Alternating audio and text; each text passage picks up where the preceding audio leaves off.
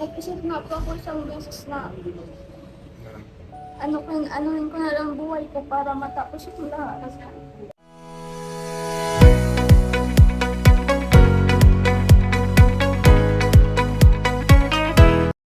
Hi everyone! Welcome back to my YouTube channel, Maricel Aribalo Mix Vlog.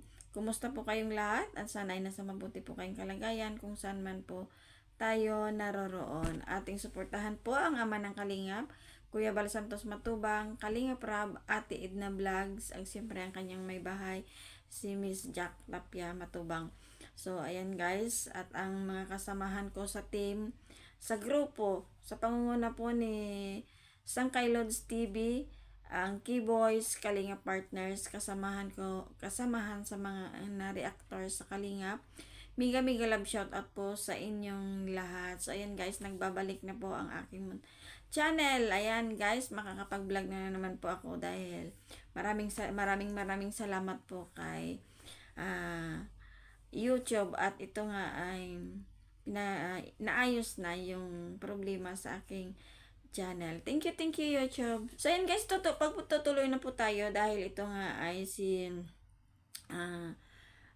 napanood ko po yung vlog ni Kalingap Ido. So Kalingap Ido at hingi lang ako ng konting video sa iyong uh, interview kay Arjen kahapon. So, ayan, thank you po.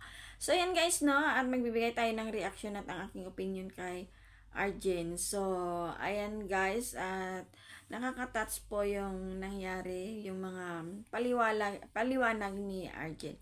So, nagawa naman lang yun ni Arjen siguro guys, dahil ito nga ay, ang ibig niyang sabihin siguro ay gagawin niya yun ang pagbablog, pagla-live upang ito nga ay hindi na siya aasa sa mga bigay ng sponsor o bigay ni Kalingap Ido sa kanya dahil siguro ay ito ay nahihiya si Arjen na humihingi at hihingi pa kay Kalingap Ido kung ano yung mga pangangailangan niya. So, habang pinapanood ko po yung interview ni Kalingap Ido kay Arjen, talagang nakakaiyak talaga, tumulo yung luha ko dahil sa emosyonal ni Arjen sa habang ito ay kinukwento niya yung nangyari sa kanya na mga lahat po na nang babas sa kanya. So ito nga guys ay ito pa yung isang nakakatakot na naisipan ni Arjen ay gusto niyang sabi niya ay gusto niyang tapusin yung buhay niya dahil sa mga pangbabas sa kanya at lalong-lalo na pa po yung nung nasa hospital siya at may nabasahan siya na ganun. At sana po naman ay wag na po tayong mangbas at wag na rin natin gawan pa ng ibang kwento naman na sa mga comment na nakakasama din ng loob sa bata dahil sa alam po natin sila ay hindi sanay sa mga na binabas sila dahil ito nga ay mga bata pa talaga at hindi sila talaga sanay sa mga binabas at sa mga hindi magagandang mga nababasa sa na nakikita nila. So ito nga ay emotional talaga at iyak ng iyak ito si Arjen dahil ito nga ay kung hindi nga daw nakita ng kanyang pinsan na si Carla at ay hindi na natin alam kung ano na po yung nangyari sa kanya. So guys, kung nangyari man yun, mas sino ang sisisihin kaya kung once na nangyari yon sa kanya dahil nga stress na siya. Napakahirap po yung nag-aaral ka, problema ka pa sa mga pangangailangan mo at mga sa eskwelahan, ganon. Hindi po basta-basta rin yung bilang nursing student, napakahirap talaga.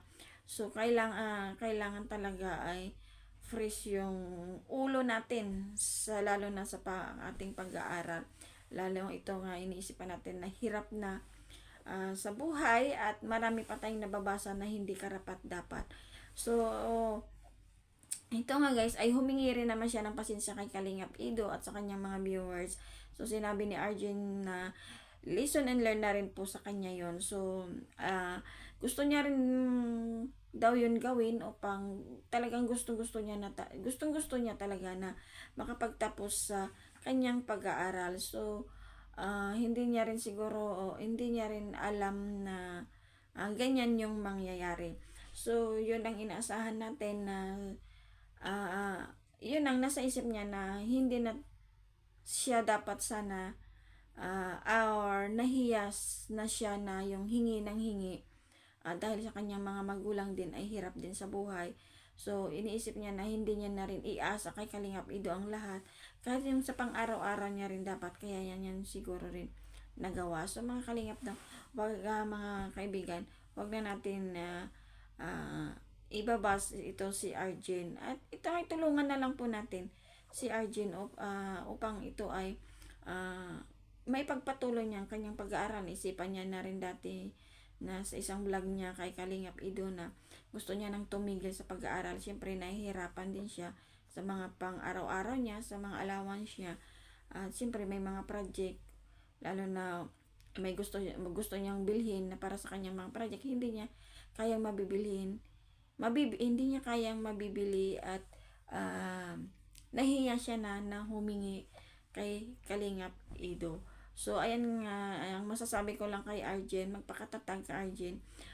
Ituloy mo kung ano yung pinapangarap mo upang sa huli ay makakatulong ka rin sa pamilya mo, sa mga kapatid mo na makapagtapos sa kanilang pag-aaral. Huwag mo na lang pansinin yung mga nangbabasa sa iyo, yung mga nababasa mo, ay huwag mo na lang pansinin yun. Dahil hindi ka naman nila kilala, ikaw yung nakakakilala sa sarili mo. So, ayan mga Kalingap, no, at sana nga ay iwasan na lang din po natin sa pangbabas kaya sa kabata dahil nakakaawa rin dahil ginagawa niya lang din yung best niya upang ito ay hindi niya na rin sana iasa lahat sa kay Kalingap Ido yung mga pangangailangan niya sa school niya. So, sinabi niya nga doon na gustong-gusto niya talaga na makapagtapos sa kanyang pag-aaral. So, ayan, kahit hirap po sa buhay ang pamilya ni Arjen, ay pinaglalaban niya talaga at sinisikap niya talaga na ito ay makapagtapos siya sa kanyang pag-aaral at upang ito ay makatulong din siya sa kanyang mga kapatid, sa kanyang pamilya kung ito ay makapagtapos man. So, mahirap talaga yung may mga ganyan na problema na nahirap ka na sa buhay, ang dami ka pang mga problema na iniisip. So, mahirap talaga. At alam na natin ito, nakikita naman natin ito si Arjen ay napakabait. So, kunting bagay lang guys na pagkakamali. Hindi naman yun big deal na talagang ibas natin ng bunggang-bungga si Arjen. Tao lang din na nagkakamali. Napakaliit lang yan na kanyang pagkakamali. So, tigilan na lang natin po sa pangbabas sa kanya. Tulungan na lang natin na ipag-pray na ito ay malalampasan niya at matatapos niya ang kanyang pag-aaral. So, ayan guys, at hanggang dito lang muna ang ating reaction video at opinion para kay Arjen at kay Arjen. So, ayan guys, maraming salamat at maraming salamat at suportahan din po natin si Kalingap Ido sa kanyang mga vlogs at sa kanyang araw-araw na pag-i-scout sa kanyang mga beneficiary at pagtulong sa kanyang mga beneficiary. So, ayan guys, maraming salamat at maraming salamat din po sa mga nag-subscribe sa aking munting channel at sa mga bagong sumuporta at walang sawang nanonood. Maraming salamat at sana ay suportahan nyo at maraming salamat din sa hindi pag-i-skip sa aking mga upload reaction videos. So, ayan guys, maraming salamat at thank you and God bless.